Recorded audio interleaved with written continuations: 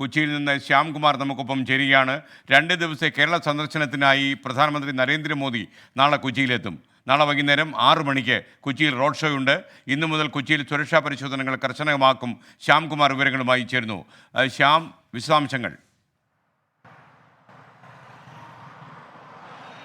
SKN പ്രധാനമന്ത്രിയുടെ വരവുമായി ബന്ധപ്പെട്ട കൊച്ചി നഗരത്തിലെ സുരക്ഷാ ചുമതല SPG ഏറ്റെടുത്തു കഴിഞ്ഞു. അദ്ദേഹം താമസിക്കുന്ന ഗസ്റ്റ് ഹൗസിലും അദ്ദേഹം റോഡ് ഷോ നടത്തുന്ന പ്രദേശങ്ങളിലുമടക്കം SPGയുടെ സുരക്ഷാ സംഘം കഴിഞ്ഞ ദിവസം പരിശോധനകൾ നടത്തിയിരുന്നു. കൊച്ചിൻ ഷിപ്പ്യാർഡുമായി ബന്ധപ്പെട്ട് 4000 കോടി രൂപയുടെ വികസന പദ്ധതികൾക്ക് തുടക്കം കുറിക്കുകയും ചില പദ്ധതികളുടെ ഉദ്ഘാടനം നിർവഹിക്കുന്നതും പ്രധാനമന്ത്രിയാണ്. അതുകൊണ്ട് തന്നെ ഷിപ്പ്യാർഡ് ഉൾപ്പെടെയുള്ളവയുടെ സുരക്ഷാ ചുമതല ഇപ്പോൾ കേന്ദ്ര ഏജൻസികളുടെ നിരീക്ഷണത്തിലാണ്.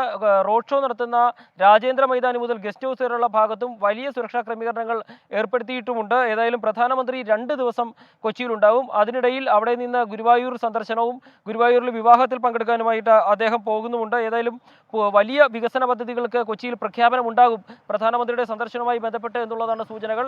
കൊച്ചിൻ ഷിപ്പ്യാർഡുമായി ബന്ധപ്പെട്ടും പുതുവൈപ്പിനിലെ വാതക പദ്ധതിയുമായി ബന്ധപ്പെട്ടും ചില പ്രഖ്യാപനങ്ങൾ ഉണ്ടാകുമെന്നുള്ള സൂചനകളും വരുന്നുണ്ട്. ഏതായാലും പ്രധാനമന്ത്രിയുടെ വരവുമായി ബന്ധപ്പെട്ട് വലിയ സുരക്ഷാ ക്രമീകരണങ്ങൾ തന്നെയാണ് കൊച്ചിയിൽ ഏർപ്പെടുത്തിയിരിക്കുന്നത്. സ്കെയിൻ. Okay, thank you. നമുക്കൊപ്പം ചേർന്നത് ശ്യാംകുമാറാണ്.